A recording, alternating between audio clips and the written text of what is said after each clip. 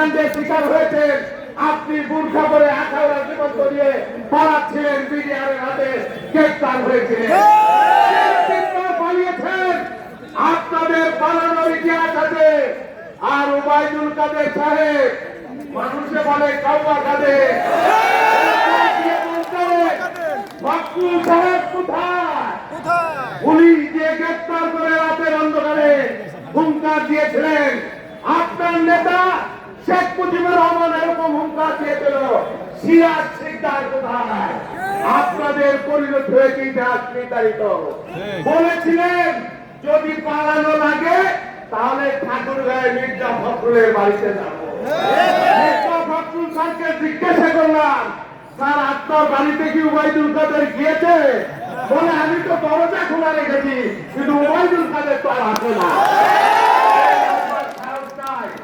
আর আমরা এমন নেতার দল করি না। আমাদের নেতা পালায় না, মুক্তিযুদ্ধের সময় পালায় না, মুক্তিযুদ্ধের ঘোষণা দিয়ে রণাঙ্গনে যুদ্ধ করেছেন, তিনি আপোষ করেন নাই। আমাদের নেত্রী বেগম খালেদা জিয়া 82 থেকে 90 সামরিক স্বৈরাচার হুসেইন মোহাম্মদের তত্ত্বাবধানকে ছিন্ন ভিন্ন করে দিয়ে 90 সালের সনের পতনের মধ্য দিয়ে 91 সালের বিএনপিকে ক্ষমতায় এসেছিলেন। বলেছিলেন এরশাদের অধীনে যারা নির্বাচন করবে জাতীয় বেইমান হবে। মাত্র 24 ঘন্টার মধ্যে এরশাদের সাথে লং ড্রাইভে দিয়েছিলেন বেইমান বিশ্বাসঘাতক। আর 11-এর সময় বেগম খালেদা জিয়াকে এমন অত্যাচার নাই করা হয় নাই, তার সন্তানদেরকে নির্মম ভাবে আঘাত করে সেই কাহিনী, সেই শব্দ বেগম খালেদা জিয়াকে শোনানো হয়েছিল।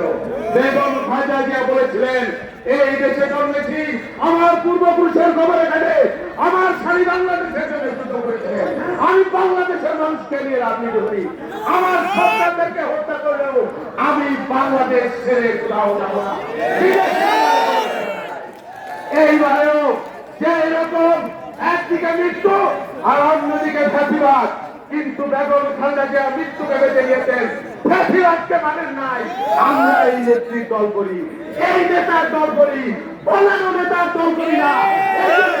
ভালোবাসি, এই জন্য খালেদা জিয়াকে ভালোবাসি, এই জন্য তারেক রহমানকে ভালোবাসি। সবাইকে ধন্যবাদ।